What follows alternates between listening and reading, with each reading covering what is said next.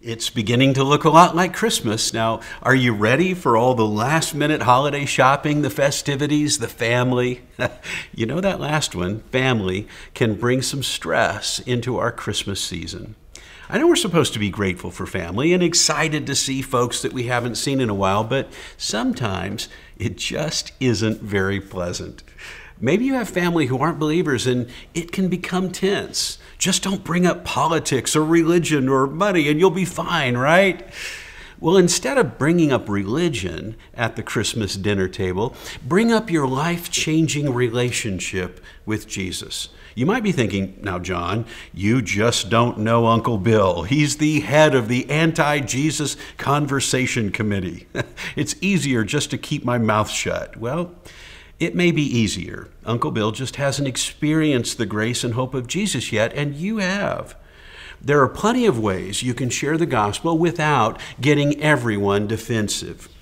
First of all, begin praying now for opportunities to share the gospel. Just having your eyes open and ready will give you opportunities that you may not have seen before. Secondly, most Christmas gatherings revolve around two things, food and presents. We can use this to the gospel advantage. Before mealtime, ask if you can pray. Now don't say, thanks for the food, God, amen. Use this opportunity to present the gospel. As you pray, thank Jesus for his abundant grace and love in your life. Thank him for giving you the free gift of salvation and for the forgiveness of sins. In your prayer, ask God to show himself to anyone in the room who may not know him, and thank him for each person. Before opening presents, there are a couple things you can do to bring Jesus into the center of attention. Suggest that everyone go around and share how they felt blessed this past year. Create an environment of gratitude.